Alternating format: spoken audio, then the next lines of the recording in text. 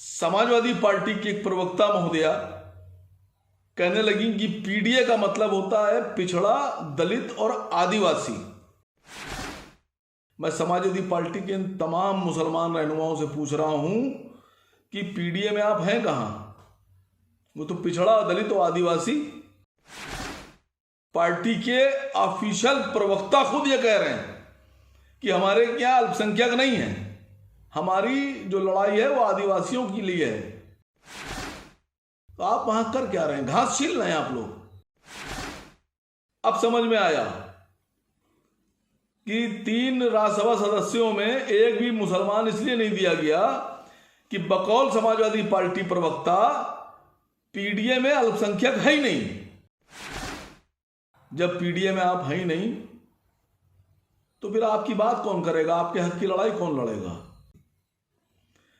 कल मैं एक रात में डिबेट सुन रहा था, 8 बजे की बात है, प्राइम टाइम में एक बहुत बड़े चैनल पर एक डिबेट में समाजवादी पार्टी की एक प्रवक्ता महोदया कहने लगी कि पीडीए का मतलब होता है पिछड़ा, दलित और आदिवासी।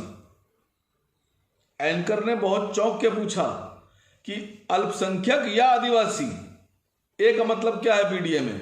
तो वो बोली कि अभी 72% की लड़ाई लड़ने दीजिए, अभी आदिवासी हुआ, पीडीए का मतलब हुआ पिछड़ा, दलित, आदिवासी।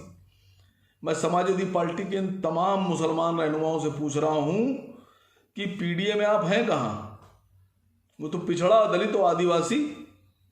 पार्टी के ऑफिशियल प्रवक्ता खुद ये कह रहे हैं कि हमारे क्या अल्पसंख्यक नहीं है, हमारी जो लड़ाई है वो आदिवासियों के लिए है।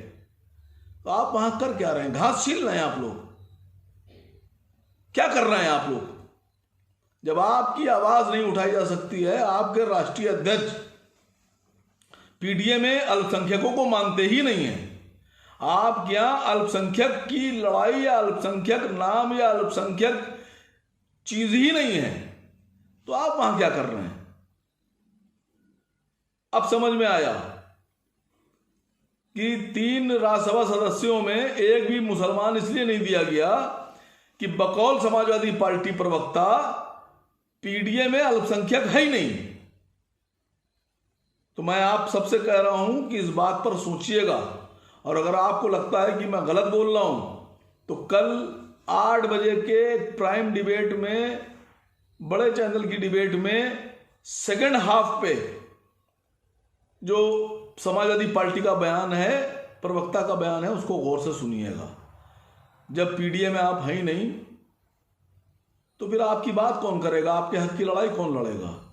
मैं आप सबको भी ऑफर दे रहा हूं, सोचिए और माइनॉरिटीज की लड़ाई लड़िए और अपनी मुस्लिम क़यादत को भी मजबूत करने की तरफ एक कदम बढ़ाइए।